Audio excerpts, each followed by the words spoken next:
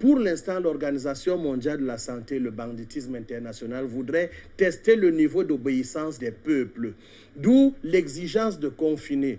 Mais en tant que médecin, pauvre médecin, depuis quand même 22 ans, ça veut dire qu'avant ces 22 ans, j'ai étudié, je puis vous dire que le confinement n'a jamais aidé un peuple à être délivré d'une attaque épidémiologique.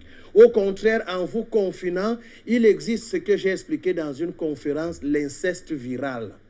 L'inceste viral est capable de donner au système immunitaire de ne plus reconnaître l'ennemi. Comprenez-le.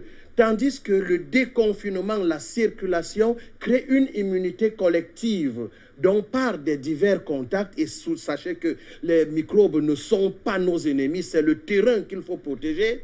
Le contact avec l'extérieur envoie des particules microscopiques en nous qui met constamment le système immunitaire en travail pour notre protection.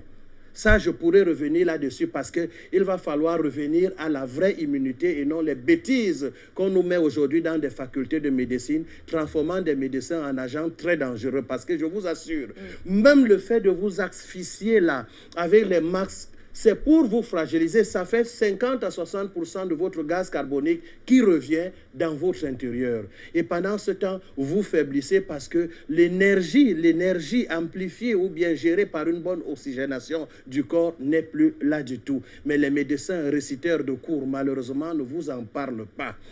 Toutes les résolutions qui sont prises là sont mauvaises. Comme ces fûts qu'on trouve là dehors, regardez, vous ouvrez un robinet dont vous déposez votre Covid, vous lavez les mains et qui ferme? C'est encore vous. Vous reprenez le Covid.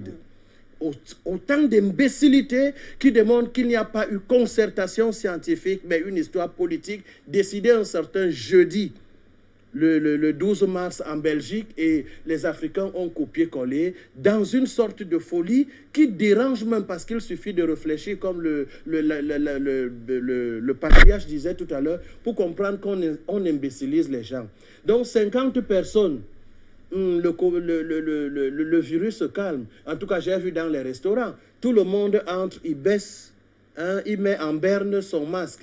Le Covid attend, il mange d'abord, après il remet, le Covid frappe. Des imbécilisations comme ça ne doivent plus exister.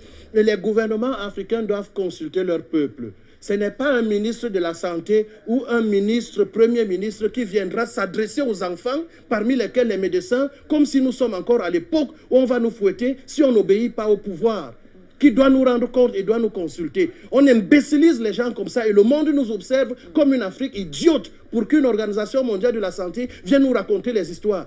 Il n'y aura pas de ces morts et que le laxisme de nos chefs d'État, de nos gouvernements, de nos autorités cesse. Sinon, le peuple prendra ses responsabilités.